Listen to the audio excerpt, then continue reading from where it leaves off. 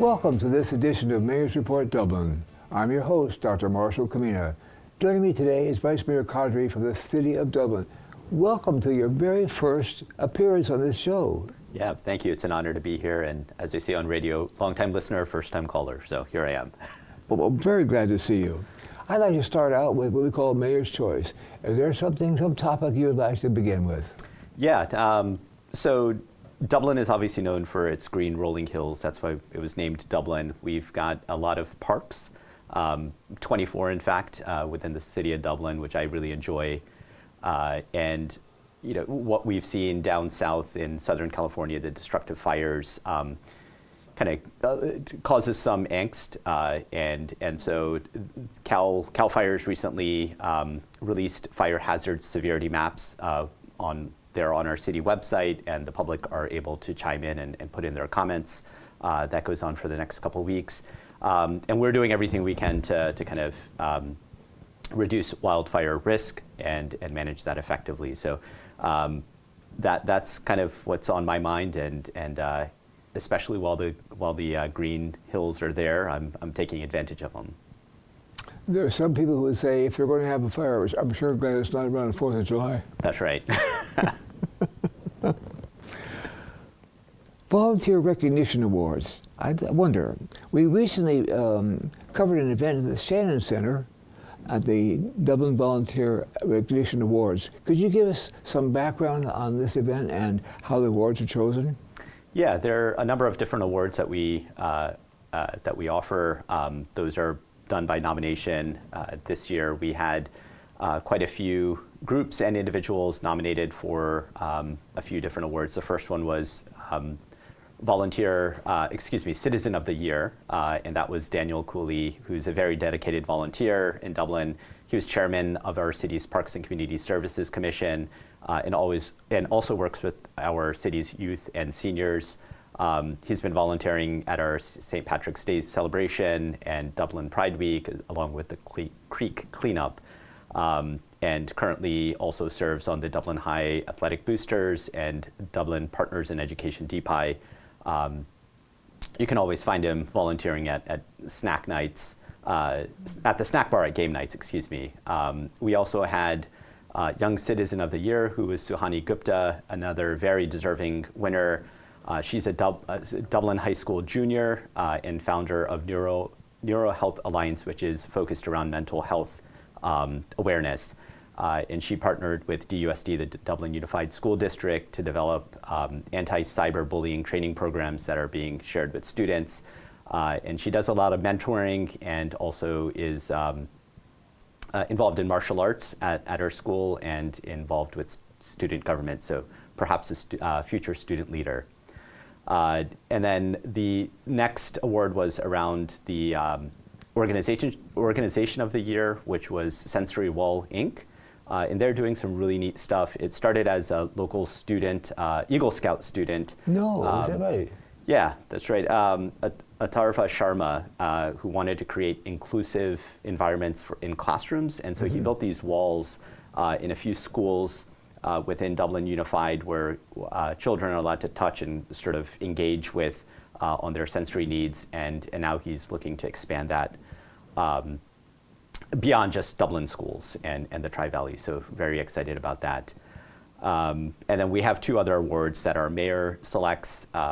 And the first one is called the Mayor's Award, which went to Susan Yan Tang.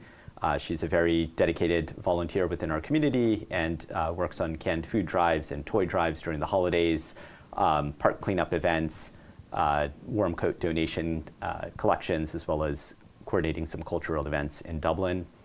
And the final one is the Mayor's Legacy Award. Again, this is chosen by Mayor Hu.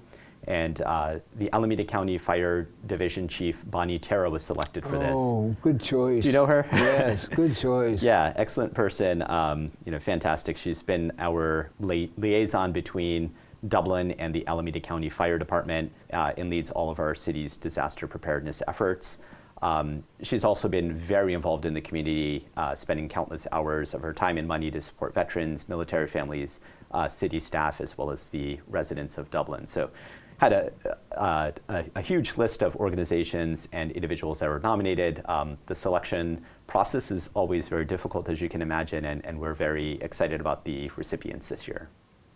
Well, as a guy who's been involved on and off in politics in this Tri-Valley, even at a time when Dublin was not incorporated, I could say from that time forward, it's always been very obvious that there's tremendous cooperation from your population, and they're just excited about the different things that you offer, not the least of which are all your summer programs. And guess what? There's going to be a parade coming up pretty soon, too. There's always something going on in Dublin. I'm bet that you're proud to be part of it. Absolutely. Yeah, it's a great place to live and work and play. You've got a whole bunch of new businesses opening soon in Dublin. Can you maybe mention some of them? Yeah, we are fortunate to have a growing list of restaurants and thriving businesses in Dublin. A few that sort of stick out in my mind. The first one coming soon to the Patsy's Pizza location in Parsiman Place is Mendocino Farms. My cousin is a huge fan of their salads and sandwiches, so I know he in particular is very excited, but I'm sure a lot of other people are as well. We also have Crescendo Dough, which is a string instrument and piano instrument center, education center, and that's going to be located on Summit Road, as well as a new electric bike center, which will open on Village Parkway, and I'm sure you've seen all the e-bikes racing around Dublin, yes. Hopefully in a safe manner. And then the last two I'll mention very quickly, Tequila Bar and Grill is already open in Hacienda Crossing. It's got a huge selection. That's the former home of the World of Beer site. Oh. And then finally, Elite Indoor Cricket opened on Sierra Court, and that's for you to do some indoor cricket batting. Not sure if you've tried that, but it's great. Absolutely. Thank you. We're going to take a short break. We'll be right back on this edition of Mayors Report Dublin in just a moment.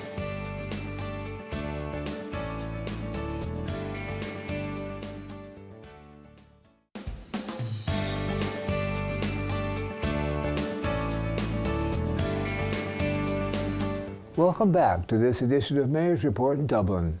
We're talking here with Vice Mayor Codry from the City of Dublin, and by golly, we just left it a nice break to be able to go specifically to Eden Housing. Tell us what you can about working with this agency to build at least 112 units for seniors. Yeah, that's right.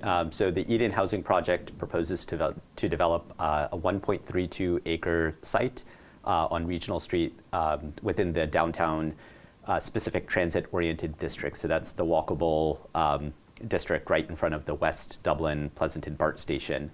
And it's going to offer 113 units of housing to serve, excuse me.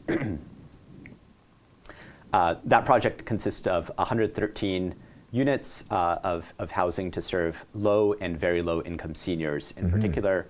And the project will also have a huge amenity space and parking, and the site work permit and building permits have been issued for the project. So it's moving along, and can't wait to come see that come to fruition. And the groundbreaking ceremony is just around the corner, and we'll keep you posted.